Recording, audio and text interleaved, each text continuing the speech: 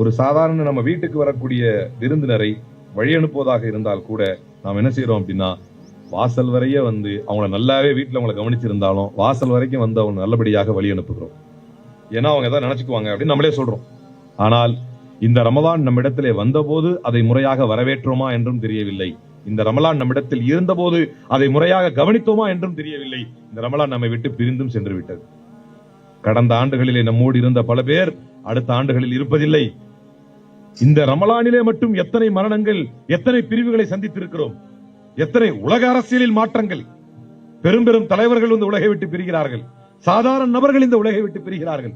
உலகத்தில் மிக பெரும் போர்கள் நடக்கிறது.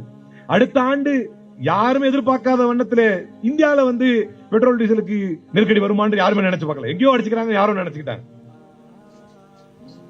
நம்முடைய நாட்டில்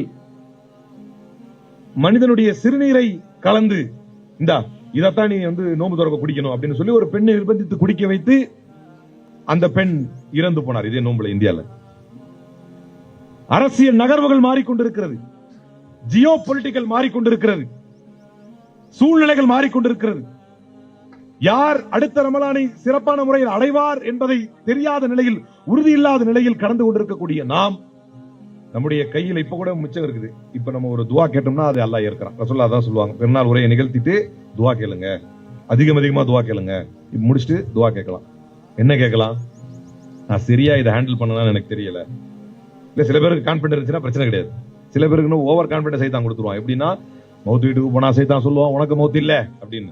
ஒரு பேஷண்ட நல விசாரிக்க போனா நீ கவலைப்படாத, உனக்கு எதுவுமே நடக்காது அப்படின்னு. எங்க போனாலும் சைத்தான் ஒரு பெரிய ஓவர் கான்பிடன்ஸ் கொடுப்பான். அந்த சில பேரை தவிர்த்து விட்டு யாருக்கெல்லாம் இந்த நோன்பை நாம் மிகச்சரியாக பயன்படுத்தி இருப்போமா என்கின்ற கவலையும் சந்தேகமும் இருக்கிறதோ அவர்கள் இதற்கு பின்னால் இருக்கக்கூடிய தன்னுடைய பிரார்த்தனையில கேட்டா கூட ஃபைனல் மொமெண்ட் வாய்ப்பு கொடுத்திருக்கிறான் அல்லாஹ்.